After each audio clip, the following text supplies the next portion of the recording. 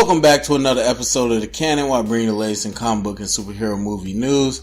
I'm your host, Terry, and I'm ready to bring you the stuff that matters. Starting off with a lot of director talk today, we got J.J. Abrams himself has been announced as returning to do Star Wars Episode 9. He will also be co-writing the script with Chris Terrio, who wrote Argo and Batman v Superman and did a treatment for Justice League. So, a lot to talk about actually. This comes after the news that Colin Trevorrow last week, of course, mutually parted ways with Disney and Lucasfilm. A lot of people speculating that he was actually fired and they did not like his vision for episode 9. So a lot of speculation. I did an episode on that and kind of what I thought. But a lot of people think it has something to do with his recent flop and just, this whole Lord and Miller thing with Han Solo. So if you've been keeping up with Star Wars news, you know they had a lot of director issues with their ancillary movies. But now we got a first one in the main saga. So now, after a lot of speculation that Rian Johnson will return to do episode 9 after doing episode 8, it's actually J.J. Abrams who did episode 7. So, this was my pick. I didn't really talk about it, but not my guess, so to speak, but kind of what I would want to see as the episode 9 director. Because for me, I thought the studio would, of course, go for somebody that made them money. As much as we hear the praise for Rian Johnson on episode 8, we hear The Last Jedi is great. They haven't seen it yet. And so, as great as the studio might think it is, they have not seen any physical evidence that it produces money. And so, with the timeline so structured, they needed to pick somebody soon. And J.J. Abrams is the only director that has a physical presence to tell you, look, I make you money. So for me, that was always going to be the pick. Also, I hate episode 7. I really like it as a movie. I really hate it as a Star Wars movie because it kind of rips everything off of episode 4. But, as a whole project, I can say I'm right in the middle. I really feel good about it. And Abrams was smart to play it safe. He was also smart to put his own visual flair. The reason I like Abrams is because I grew up seeing Star Wars. Never grew up seeing Star Trek. Never seen Star Trek in my life. But I watched the J.J. Abrams reboots, and for him to understand what a new audience wants out of a franchise while also paying homage to the material, I thought he was a great director for this project. So getting him, who started the whole thing, to wrap it up, it just makes sense to me. So I was very happy to see that, and that was kind of my pick. And yeah, as far as the studio, like I already said, I think it's the money. You follow the money, who's available. Now, Rian Johnson, a lot of people really speculate that he was the number one pick. I don't know that that's true, again, because they don't know how the movie will turn out with the fans. They can think it's great, he can think it's great, but if it doesn't make money, no one cares. So, you go with what's proven, and you get someone like J.J. Abrams, who's shown that not only can he do Star Wars, he can do Star Trek. And it's so quiet amongst fans, but I think that's absolutely nuts and crazy. One of the greatest rivals out there, besides Bears and Packers, is Star Wars and Star Trek. And the fact that this guy rebooted both of them, I don't know how we don't talk about that more. So, I think it's a great pick. Now, the crazy part is Chris Terrio coming on and direct. If you haven't heard, Ben Affleck, who is Batman and a Warner Brothers darling, has signed on for his next directorial movie to be with Sony. And so a lot of people see that as a sign. Why is he working with Sony? when he has been the Warner Brothers darling. He won an Oscar with them. He made a great movie. He's playing Batman. All these things. And like I said, with Warner Brothers, you really see they stay in-house as they got Gavin O'Connor to do Suicide Squad 2. So the fact that he's going outside of that to make a movie is a lot of, is very telling. Now, add on to that, Chris Terrio, who's Ben Affleck's partner, he got shamed for BVS.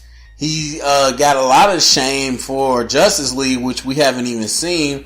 A lot of people claim that Joss Whedon rewrote everything. He has decided to go to the other side with Disney and Lucasfilm. Now, he's not doing the MCU movie, but he's doing a Disney movie. And so we're seeing people play for other teams. Now, a lot of people say, well, that's normal. Actors, directors, writers, they just go where the money is. Not exactly true. Relationships, like in all business, mean more than money. And so the fact that they're no longer playing ball with their big hitters like Ben Affleck and Chris Terrio says a lot about the current state of Warner Brothers. So anyway, Chris Terrio, who won an Oscar for Argo, which he wrote, he's talented. He's got a lot of talent. And even though his DCU vision has not been received well with Zack Snyder's vision, I think everybody knows he's talented. So a lot of people, I'm just worried about the fanboys. That's what I care about. A lot of people talk crap and they cry. Oh, DC got Joss Whedon because he did Avengers. That proves that Marvel is better. Well, okay. Well, now Disney is taking Chris Terrio to do Star Wars and he did BVS. Does that prove BVS was great? So I can't wait to see the fanboys try to defend this, and it's always funny to me. But a lot of interesting moves, a lot of implications. Overall, I'm not worried, and it's hard to be worried because we haven't seen episode 8. We don't know where that leaves us. What we do know is Carrie Fisher unfortunately passed away, and so that there's a big gap into which they need to make up the story with General Leia and the rest of the Resistance. So, I think J.J. Abrams is perfectly capable. I think Chris Terrio is perfectly talented. I'm excited to see it because J.J. Abrams woke up the world with Star Wars Episode 7, The Force Awakens, and I can't wait to see what he does with Episode 9. So, our last piece of news is Wonder Woman, which also shook up the world. We got director Patty Jenkins returning to direct Wonder Woman 2. So if you're not in the news, you'll say, well, duh, why wouldn't she? Well, the thing is, Warner Brothers did not sign her to a multi-film deal. Like most actors and directors with superhero franchises, they sign you up for a multi-film deal, 5, 6 movies, whatever. And they did not do that with Patty Jenkins. The world has gone crazy for Wonder Woman, blah, blah, blah. Here's what I'll say. Is that I don't think it's super weird. Like a lot of people are saying Warner Brothers messed up. And if you're saying if they want it to be as cheap as possible, yeah, they messed up. But as far as just, art, I don't think they messed up. I think they had an idea, much like Star Wars, where you keep bringing in fresh directors. You bring in fresh ideas to do different movies. And you make it different. However, with the enormous success of Wonder Woman, Patty Jenkins also being a female, and I'll say this right up front. If Patty Jenkins was not a female, this would not be as big of news. Because a lot of people, and I think mistakenly, I'll say that, equate Wonder Woman's success with Patty Jenkins being a female. And I don't think that's true. And she said herself, when it first started getting praised, why does she have to be a female director? Why can't she just be a director? And I agree with it. So I think she's a great director. I don't think she's a great female director. So if she was a male, or if a male directed this, I don't think there'd be as much praise and speculation going on. People just want to see diversity. So that's fine, whatever. So I think Warner Brothers had an idea. It wasn't like, okay, she's a female, we're not going to sign her for multiple deals. Nobody's really signed to multiple deals besides Zack Snyder. David Ayer did not have multiple deals. James Wan does not have multiple deals. And of course, nobody on The Flash has stayed. So it's not her being a female. It's just they wanted to keep it fresh. And so after all the money, of course, and all the hype, you got to bring Patty Jenkins back. They finally got her back on a deal that's going to pay her like over $9 million. And also she's going to get money for all Batman properties. So I don't blame Patty for playing hardball. It's not even facetious. I don't think she was mad that she only got a one movie deal. She understood what they wanted. We're not in those discussions. I can't say 100% and neither can you. But I think when you sit down in business, they both understand each other. And it's kind of like an athlete playing on the last year of his contract. Hey, if you do big things, you're going to get big money. If you don't, then, we'll move on to something new. So she played ball, she balled out, and now she got big money. And you pick up money on the Batman movies, which you know are going to make money, no matter who's playing Batman. So I like the deal. I like that she's back. I don't really care. And I only say that because I'm not so much interested in the standalone movies. I think the best way to do a universe is that after you team up, you got to start doing crossovers. And so if you check out my DCU reboot and want to be canon, I've always done that. I've always had crossovers.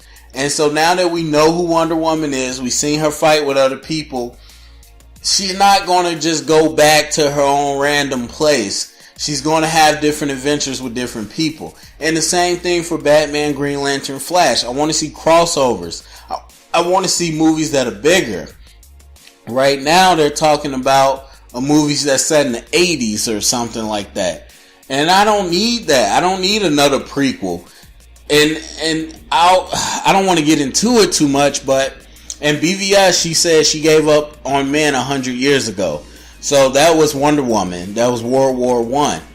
She has not been active since then. If you make a movie where she's in World War II or anything else, you're going to contradict what you already set up, and I'm not for that. So for me, Wonder Woman 2 needs to be present day, and it needs to be a crossover. Maybe a Wonder Woman Batman love story, whatever. And so you continue to make it bigger. I don't want to see another prequel.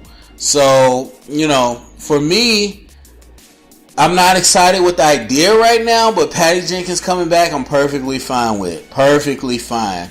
I think there's a lot of hype with Wonder Woman and the whole female empowerment thing that can go to the wayside, but it's never a bad idea to bring the talent back, especially when it seems like DC has no idea what they're doing. No, I'm sorry. Warner Brothers has no idea what they're doing. DC property is perfectly fine.